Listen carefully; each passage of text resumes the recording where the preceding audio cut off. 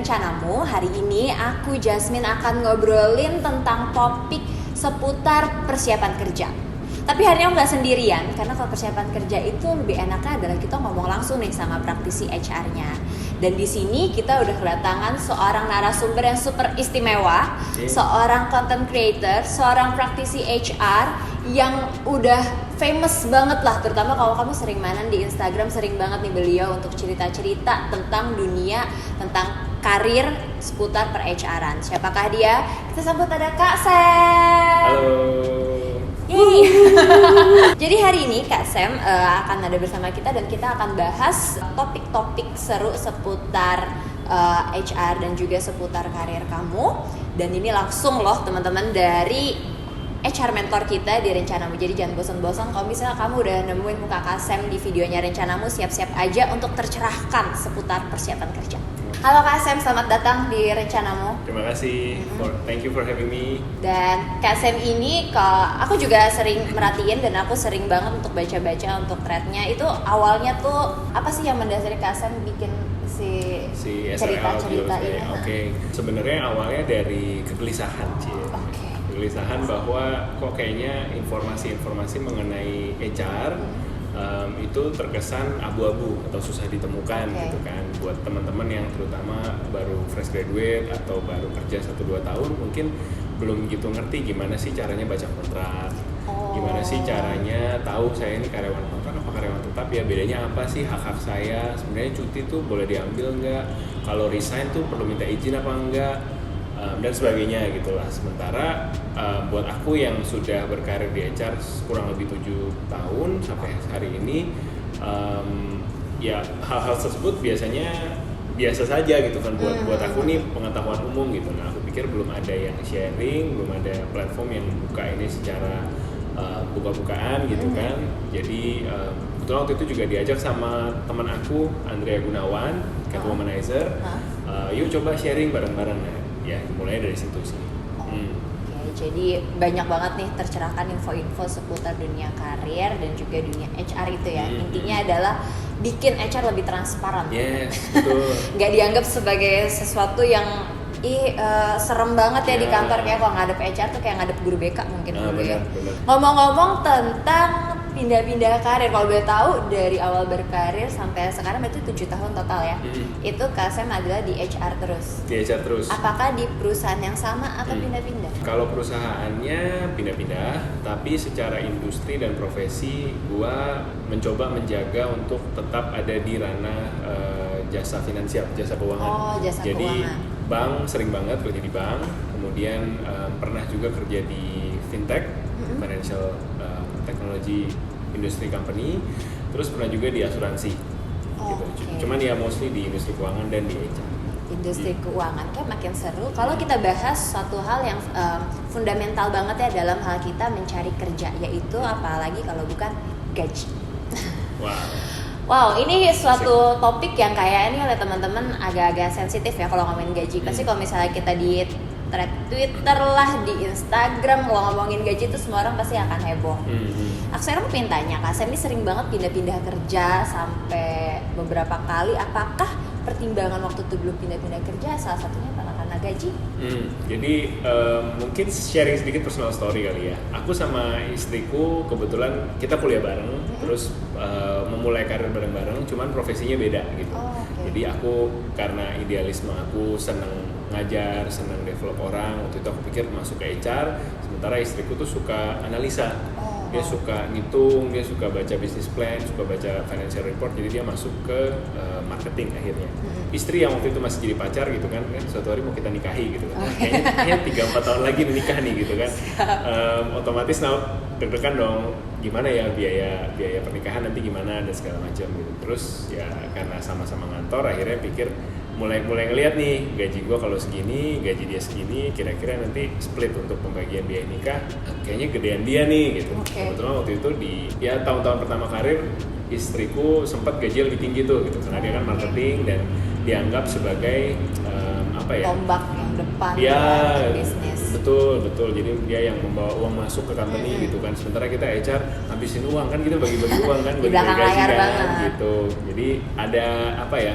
Ya memang jujur pindah-pindah kerja awalnya karena kebutuhan lah ya, kebutuhan akan gaji dan standar hidup lifestyle yang lebih tinggi gitu. Jadi itu yang memang mendasari. Ya bisa dibilang begitu pada awalnya sih. Oh, oke. Tadi secara tidak langsung kita dapat tentang siap nikah juga ternyata. Wow, oke. Oke, nah, Ya. tapi kalau tadi dipikirin, kalau dari tadi cerita dari personal story-nya Kak Sam sendiri, berarti gaji tuh terdapat mungkin adalah salah satu komponen yang penting dalam kita menentukan pekerjaan kita mau ambil atau enggak. Ya. Tapi sebenarnya kalau untuk kita nih teman-teman yang baru masuk kerja, seberapa penting sih untuk memikirkan gaji? Jawaban mendasarnya sih memang kembali ke orang masing-masing gitu kan. Ada orang yang memang dia sudah punya idealisme, dia sudah punya profesi yang diimpi-impikan gitu kan. Jadi berapapun gajinya, saya mau masuk situ. Misalkan saya pengen jadi jurnalis atau gue kayak baru mulai karir, gue bagaimanapun mau jadi HR gitu. Jadi yang dicari adalah bagaimanapun gue harus bisa masuk profesi itu, atau company-nya misalkan ada yang suka dengan brand FMCG tertentu atau bank tertentu atau startup tertentu. Kayaknya keren kalau kerja di perusahaan ride hailing app gitu kan, masuk situ wah keren gitu, gua sudah kontribusi besar buat Indonesia. Jadi kembali lagi ke apa yang dicari. Cuman kalau buat gue pribadi sih penting juga untuk mikirin apakah kita bisa sustain hidup yang mandiri setelah masuk ke perusahaan tersebut dan digaji gitu kan. Karena mau nggak mau ya itu tadi, nanti kebutuhan untuk menikah, kebutuhan untuk hidup mandiri, mungkin buat yang sandwich generation orang tuanya nanti harus dibiayai gitu kan, itu juga harus pelan-pelan mulai dipikirkan gitu. Oke, jadi sebenarnya gaji itu bagus karena itu mau membantu kita jadi lebih manusia yang produktif dan juga mandiri, sebenarnya hidup mandiri kalau aku bisa sustain tadi itu ya, nggak melulu bergantung sama orang lain. Tapi you do you, karena bagi sebagian orang ya mungkin gaji adalah prioritas kesekian, tapi bagi sebagian orang adalah itu prioritas yang cukup pertama gitu ya di awal. Tapi ngomongin tentang prioritas, sebenarnya selain gaji ada hal lain gak sih yang harus kita pertimbangkan ketika memilih si karir atau suatu pekerjaan? Oke. Buat kamu yang first jobber mungkin boleh juga selain gaji dipikirkan juga reputasi perusahaan tersebut. Misalnya kita yang di perbankan gitu kan, kita tahu gitu bank-bank mana yang dipersepsikan sebagai bank tier 1 yang kalau lulus dari bank itu atau kamu anak manajemen trainingnya bank tersebut, begitu keluar kamu pasti dicari di bank-bank lain karena dianggap wah bank ini sekolahnya banker gitu. Keluar dari sini pasti laku deh di pasaran. Perlu juga dipikirkan kalau bisa kalau syarat-syaratnya memenuhi, misalkan nilai kamu bagus, kalau mau apply di bank multinasional misalkan bahasa Inggris kamu lancar, worth it juga untuk coba consider brand-brand besar. Karena dengan menunggangi tanda kutip brand besar tersebut, artinya kamu jadi karyawan di brand tersebut, otomatis pada saat kamu ingin resign mungkin 2 atau 3 tahun kemudian nama kamu pun terangkat gitu kan. Selain itu juga ya ini mungkin aku setelah punya istri, punya anak gitu ya, mulai memikirkan stabilitas ya kan. Kalau yang masih muda-muda kan wah startup asik, fintech, banting-bantingan gitu kan. Nah mungkin semakin kesini boleh dipikirkan juga gimana sih profit and loss dari perusahaan tersebut making money nggak sih gitu, atau kalau dia perusahaan cabang dari luar negeri, komitmen kantor pusatnya yang di negara lain tersebut komit nggak sih sama market kita gitu. Jangan kita baru masuk setahun tiba-tiba perusahaannya mau ditutup, waduh gitu kan, mau suruh pulang semua staffnya gitu. Ya, itu juga mungkin boleh jadi pertimbangan kali ya.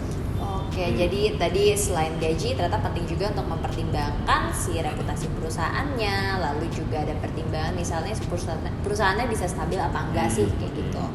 Prospek si perusahaannya juga ya. Ngomongin tentang pergajian, jadi sebenarnya gimana sih Kak kita tuh bisa mengukur, oh gue nih pantasnya gajinya segini nih, kayak tapi kayak kemampuan gue gajinya harusnya lebih dari ini nih, itu gimana sih Kak? Oke, ini gue ada tuliskan di buku gue, buku lagi probation, teman-teman bisa dapetin di Gramedia, tapi gue akan juga cerita sedikit di sini. Jadi kita bayangkan pencarian kerja itu kayak belanja ke supermarket aja, ya kan? Cuman yang belanja itu orang HR, nah kita lah produk-produk yang ditaruh di rak supermarket. Waduh. Gitu. Nah untuk setiap produk kan sudah ada harganya, gitu kan? Gak mungkin tiba-tiba kita mau beli sabun, gitu sabun batangan, tiba-tiba ada yang jual 100.000 satu batang sabun. Kan mungkin mereka bisa bilang, oh ini sabun dari susu domba di pegunungan mana dan lain sebagainya gitu. Cuman ya rasanya kalau beli sabun kayak 2.000-3.000 deh satu batang gitu. Jadi sama halnya dengan job market. Teman-teman kalau misalkan spesifikasinya adalah fresh graduate atau adalah 2 tahun kerja, 3 tahun kerja dan seterusnya, market biasanya udah punya harganya masing-masing. Nah, untuk dapetin harga tersebut ada di mana, sebenarnya teman-teman bisa mulai dari searching sih di Google gitu. Informasi ini juga available bebas. Teman-teman bisa cari dari konsultan HR. Biasanya mereka rilis setiap tahun tuh ada salary survey. Nah, salary survey ini beda-beda nih tiap industri. Kita bisa lihat, fresh graduate di e-commerce, sebenarnya mungkin coba bandingin sama fresh graduate di perbankan atau fresh graduate di oil and gas gitu. Harganya udah ada sebenarnya patokannya dan kita bisa mulai dari situ. Nah, kemudian pada saat teman-teman apply gitu kan, apply lah ke banyak perusahaan. Jadi nggak hanya saya mau oil and gas company A, cuma nembak ke situ gitu. Ternyata company A diterima, terus ya udah main terima aja. Ya bagus sih, cepet dapat kerjaannya, cuman seperti teman-teman juga masuk ke supermarket dan belanja company gitu kan, ada baiknya juga coba-coba nih company. Industrinya kita set oil and gas ada top 3 atau top 5 di Indonesia, coba apply ke semuanya, dapetin gajinya, di compare, disalurkan, jadi tahu gitu, kira-kira yang mana nih highest biddernya untuk spesifikasi gue.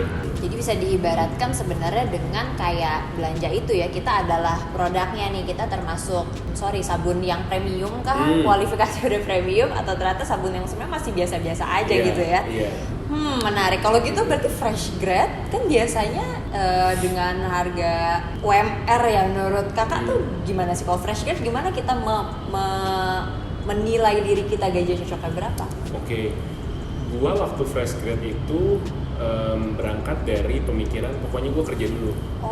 Jadi ya memang fair gitu kan, kepengen gaji tertentu, tapi gue waktu itu benar-benar blank, nggak tahu sama sekali market mau bayar gue berapa. Jadi yang gue lakukan adalah pokoknya gue apply CV sebanyak-banyaknya, gue sebar dulu gitu. Jadi nggak pilih-pilih company, mau perusahaan pendidikan, mau perusahaan industri keuangan, perusahaan ekspor impor, semua gue apply dan akhirnya dapat shortlist kan, top 5 mungkin atau top 3 company yang akhirnya prosesnya gue ikutin terus. Jadi gue termasuk fresh grad yang mungkin pada masa itu ya udah pragmatis aja, yang penting gue nggak nganggur nih setelah lulus gitu. Itu yang jadi prioritas gue dulu.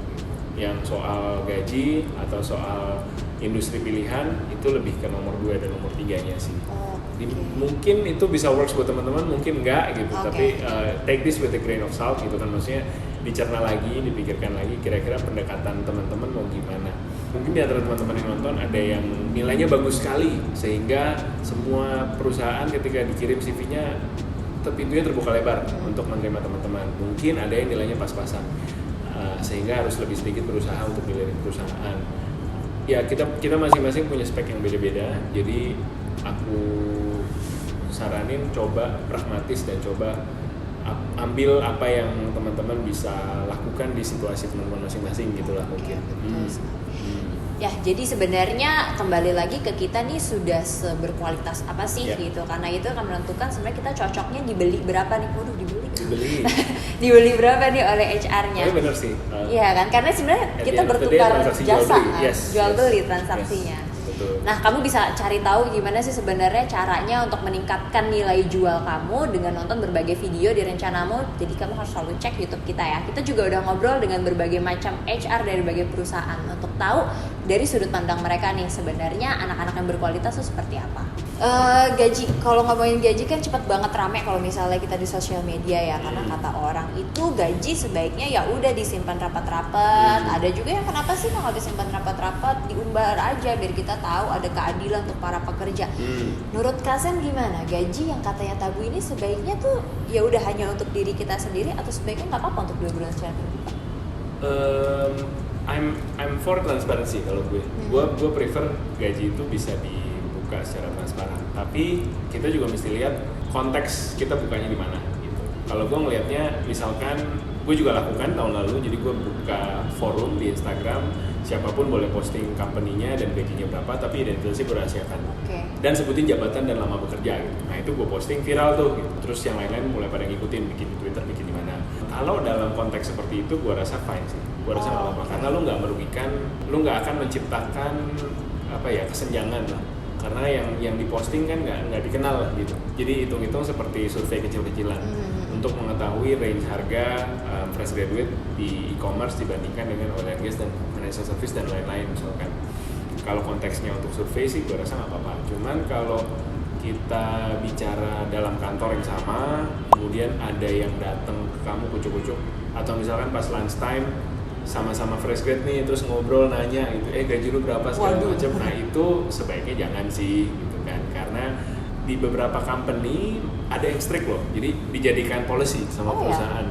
Tidak boleh sharing gaji ke sesama kolega, bisa kena SP1 misalkan. Waduh, sampai kena SP. Bisa gitu. Jadi hati-hati berbicara gaji di konteks kantor karena harus lihat aturannya juga. Dan kalau dipikir-pikir kan buat apa juga kamu tahu gaji temen kan gitu. Artinya apa sih yang mau di-achieve sebenarnya dari nanya-nanya gaji itu? Apakah kalau kamu nanya nyebrang misalkan di kantor sebelah gajinya, misalnya kita di banking bilangnya RM, relationship manager, salesnya banking gitu.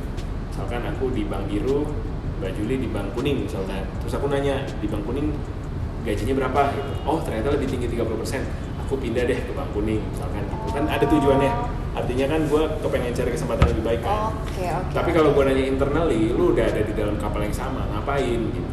Buat apa nanya-nanya kayak gitu? Karena biasanya HR pun sudah punya istilahnya ya, tieringnya masing-masing lah. Jadi kalau misalkan gue sama Juli sekantor nih gitu, kita sama-sama atau kita beda deh, misalkan gue baru kerja 2 tahun, Juli udah kerja 4 tahun dan dia udah manajer misalkan, gue baru officer. Itu HR udah punya standar harganya masing-masing gitu. Jadi nggak mungkin tiba-tiba Juli baru join atau gue baru join, gue officer, fresh graduate, tiba-tiba gaji lebih tinggi dari Juli, itu nggak mungkin. Teman-teman boleh rest assured itu tidak mungkin terjadi karena kita juga HR ingin menciptakan suasana yang adil dan nyaman lah buat semua teman kerja gitu. Sehingga equity itu pasti udah dipikirin gitu. Jadi sebenarnya untuk tiap posisi pun ada range gajinya juga ya. Ada range gajinya, dia nih batas atasnya berapa, batas bawahnya juga berapa. Lalu tiap industri juga punya berbeda-beda, tiap level pekerjaan beda-beda. Pokoknya semua tergantung kebijakan dari masing-masing perusahaannya itu ya. Jadi kalau aku bisa simpulkan sebenarnya nggak apa-apa kalau misalnya kamu mau ngomongin gaji dari perusahaan lain itu masih it's okay. Tapi kalau di dalam internal perusahaan buat apa? Tujuannya apa? Cuma pingin julit-julitan aja atau gimana gitu. Dan kita juga mesti take into account some profession are price more expensive than the other gitu kan. Kayak tadi aku cerita soal istriku di marketing, aku di HR, ada masanya gajinya lebih tinggi dari aku sebagai fresh graduate gitu atau baru kerja 2 tahun ya. Otomatis karena sebagai perusahaan juga mikirnya kan oke, aku berani bayar Cloud, nama istriku Claudia lebih tinggi karena dia make money gitu kan. Kalau Sam dia ada di posisi support function, dia administering gaji, iya sih dia penting tapi mungkin secara pekerjaan harga dari kerjaannya Cloud lebih mahal dari kerjaannya Sam. Ada juga pertimbangan seperti itu dari perusahaan. Jadi sebenarnya seberapa penting juga role kamu, loadnya juga seperti apa, lalu juga seberapa mungkin langka skillnya kamu ya. Bisa. Karena beberapa ya harus diakui di Indonesia ada beberapa juga pekerjaan yang masih langka ini nih, yang bahkan masih fresh grad pun bisa harganya menjulang sekali ya. Gitu. Kita bahas di video lain, nggak di sini. Oke. Kalau gitu tadi kan berarti kalau bandingin gaji sama teman kerja itu no. Sekarang aku penasaran kalau misalnya bahas gaji saat rekrutmen, yes or no sih Kak? Depends on your seniority kalau gue bilang. Jadi gimana ya? Pada saat kita interview, prioritasnya adalah building chemistry. Building chemistry yang baik antara kamu dengan yang interview. Be it HR, be it user, prioritasnya adalah bangun chemistry yang baik.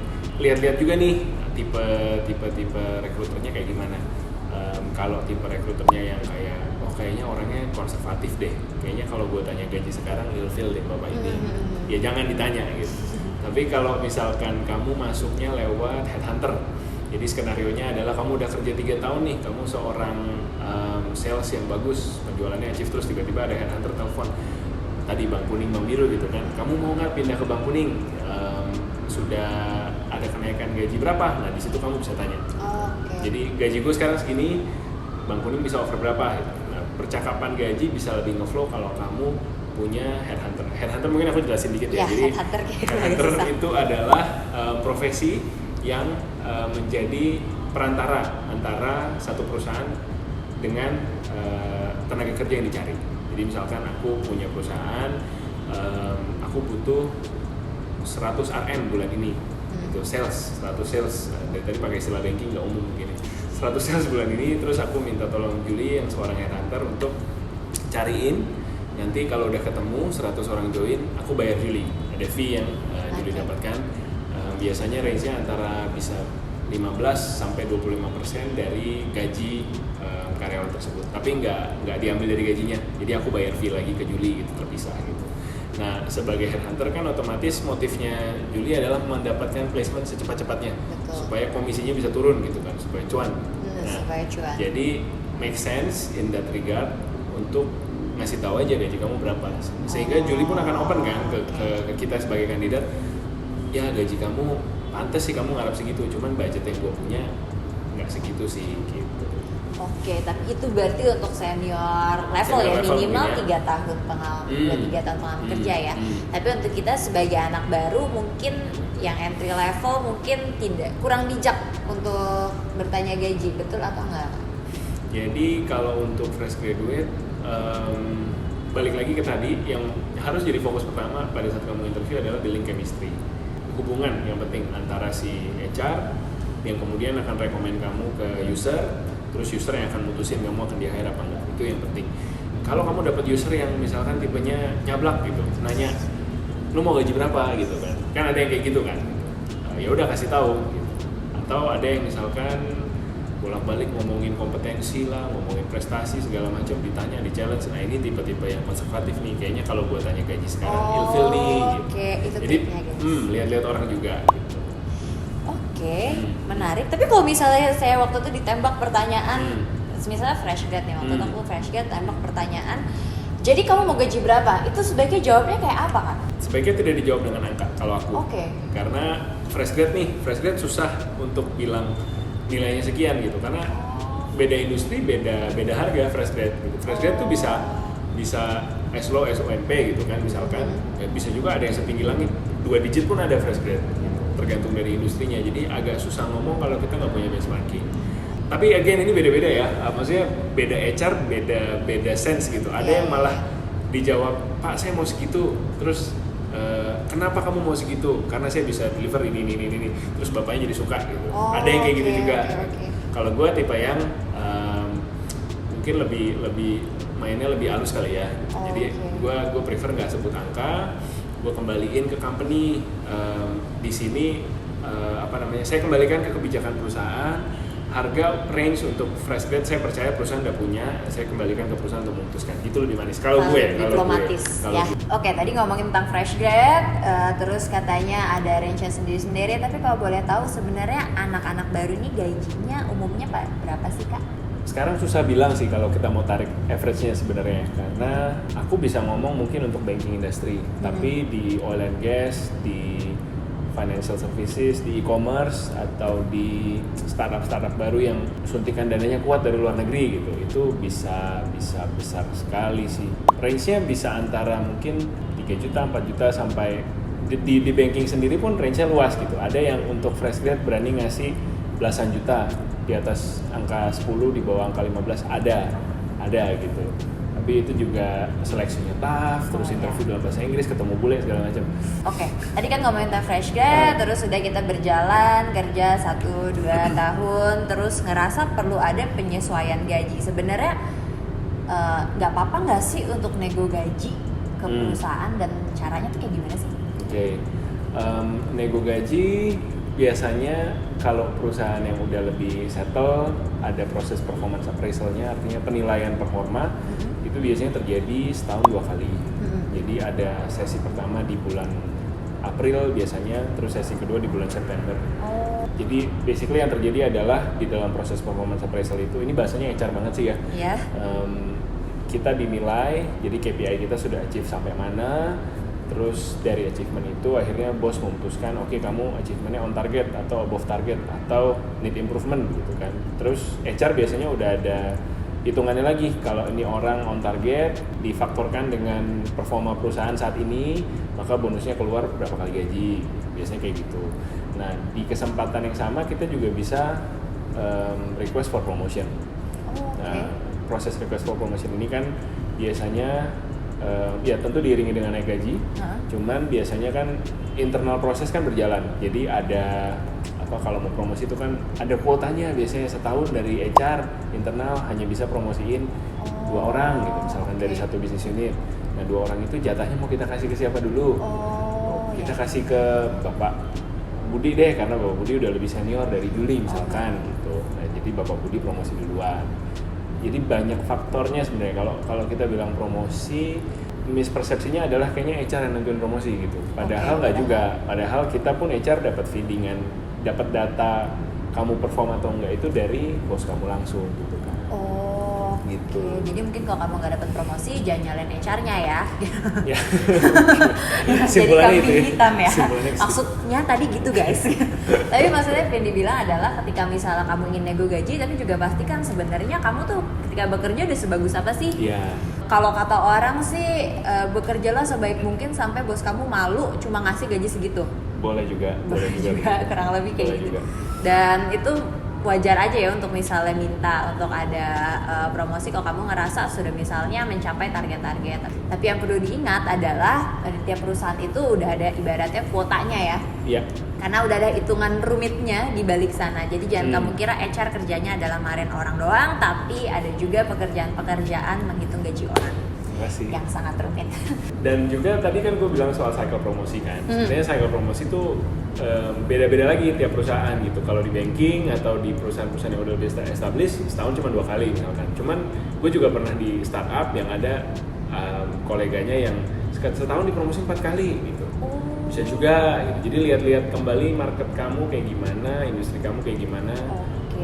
Mungkin nggak sih dipromosi dalam setahun 4 kali di perusahaan kamu sekarang? Kalau mungkin ya udah hajar gitu, go for it, try it gitu, coba dapetin promosinya. Tapi kalau kamu kerja di perusahaan yang udah lebih terstruktur, ya mungkin kalau ngebet banget nih udah 2 tahun gak dipromosi ya mungkin cari di luar gitu. Bukan ngajarin resign loh ya. Itu bahasan berikutnya. Ya, bahasan berikutnya. Nah, Kak Sam sendiri punya nggak pengalaman terkait negosiasi gaji ketika sepanjang perjalanan karir di 7 tahun ini? Oke, proses nego gaji mungkin untuk fresh graduate yang gua rasakan jadi gue pindah kerja pertama kali waktu itu dari banking ke headhunter. Jadi gue waktu itu ngerasa, gue recruiter, gue melakukan pekerjaan gue dengan baik, kayaknya gue bisa lakukan ini di luar dan dapat komisi. I can do this for money gitu kan, gue mikirnya gitu. Jadi waktu itu gue di-approach oleh sebuah perusahaan multinasional juga, headhunter. Terus gue bilang pada saat proses nego gaji, gue handle CV segini banyak tiap bulan, gue handle kandidat segini banyak tiap bulan. Jadi gue datang dengan data tuh, achievement gue mungkin kalau dilihat sekilas bukan kayak achievement, ya itu emang kerjaan lu harus interview orang gitu kan. Cuman kalau gue present dengan angka, artinya orang bisa lebih ngebayangin lah kapasitas seorang Samuel, seorang Juli bukan setahun, dalam sehari atau dalam seminggu dia bisa seproduktif apa sih gitu. Sehingga hal tersebut bisa menjustify itu apa ya, membenarkan gaji yang kamu minta saat kamu negosiasi gitu. Jadi salah satu triknya adalah bawalah prestasi kamu yang terukur gitu. Betul. Kalau kamu bekerja sebagai admin atau data processing, banyak follower yang juga bilang gitu, Kak, aku cuman data entry doang, achievementku apa gitu. Ya kamu bilang data yang kamu entry tiap bulan ada berapa, atau tiap hari ada berapa data yang kamu input gitu. Itu kan bicara soal stress level, kamu bisa handle certain amount of stress dalam sehari, sehingga kamu bisa dilihat, oh lebih bagus nih daripada si orang kandidat lain yang cuman handle sekian amount of transaction. Jadi triknya adalah kalau dipersingkat, buat segala sesuatu bisa diukur dari pekerjaan kamu. Itu mungkin gitu. Oke, jadi tadi pengalaman adalah ini ya, ngajuin diri sendiri ibaratnya ke si headhunter tersebut. Tapi yang pasti dilakukan adalah membuat apa yang kita kerjakan setiap hari supaya bisa diukur dan juga yang minimal target-targetnya tercapai ya. Tercapai. Satu lagi mungkin bahas nego gaji. Ini ada dua tipe pemikiran sih. Jadi dulu lagi proses negosiasi nih, proses negosiasi. HR ya otomatis kalau lu pindah company kan gajinya lebih gede kan. Yeah. Nah, ada orang yang bilang kalau nego gaji sebutkan kamu mau berapa. Jadi gaji Juli 5 juta. Maunya berapa? Aku mau. Oke, atau sebutin gaji kita sekarang berapa, lo berani? Terserah company bayar berapa. Ada dua tipe gitu kan. Kalau gua menyarankan kita nggak perlu menyebutkan angka yang kita mau berapa. Kita berangkat dari range aja. Jadi kita berangkat dari kita kasih HR atau kita kasih user range gaji yang kita harapkan peningkatannya berapa sih. Jadi bilangnya 20-30% increase atau misalkan 10-15% increase tergantung dari data market di tahun itu gitu kan kita bisa lihat inflasi segala macam kira-kira kenaikan gaji itu range-nya berapa. Nah, nanti HR tuh yang nentuin. Kenapa begitu? Karena kalau kita nyebut angka, artinya kita udah ngunci certain number yang HR cuma bisa bilang gue bisa atau nggak bisa fulfill angka itu. Kalau lu ngasih range itu kan bisa ada antara segini sampai segini. Yes, ada batas atas bawah. Artinya HR punya kesempatan untuk oke, kita nggak bisa kasih batas atas kamu sih, cuman batas bawah tambahin 20% bisa, mau nggak? Gitu. Which is tetap kenaikan buat kamu juga kan, gitu. Meskipun tidak seluar biasa yang kamu harapkan. Ngerti nggak ya? Oke, paham. Oke ya, jadi berikan ruang buat si HR untuk negosiasi dan jangan sebutin angka langsung angka topnya berapa karena itu akan mengunci diskusi kamu, jadi HR-nya lebih susah untuk bergerak. Oke. Kalau ngomongin gaji itu sebenarnya nggak akan ada habisnya dan bisa seru banget. Sebenarnya aku pengen nanya lebih banyak lagi sih Kak, tapi kayaknya kasihan yang ngedit di situ ya. Jadi kita sudahi aja. Tapi sebenarnya teman-teman kalau misal masih penasaran dan pingin tanya langsung ke Kasem atau pingin tahu pemikiran-pemikiran Kasem lainnya mengenai si gaji ini, bisa banget baca buku yang baru Kasem luncurkan. Apa judulnya Kak? Judulnya lagi probation. Jadi buku ini ditulis khususnya buat teman-teman yang baru mulai karir, baru mulai kerja, pengen tahu gimana cara nego gaji yang bagus, cara membandingin kontrak kerja dan lain sebagainya. Buku ini udah lengkap banget. Juga gue sharing juga tentang pengalaman-pengalaman pribadi gue saat meniti karir. Ada juga cerita-cerita dari teman-teman HR seprofesi gue. Jadi buat teman-teman yang gue kan di banking, ada juga nanti dari teman-teman di retail, dari FMCG. Banyak cerita-cerita menarik juga di sini mengenai industri mereka masing-masing dan juga ngejawabin pertanyaan-pertanyaan netizen kayak misalkan Kak, kalau aku gendut ngaruh nggak ya di interview misalkan gitu. Jadi pertanyaan-pertanyaan yang menarik juga ada pembahasan di situ. Sudah ada di Gramedia. Jadi bisa didapatkan di toko-toko buku Gramedia terdekat di kota-kota gitu ya. Jangan lupa beli ya guys.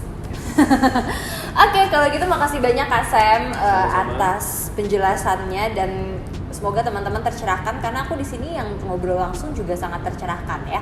Jadi semoga membantu dan good luck untuk karirnya. Sampai jumpa di video berikutnya. Dah.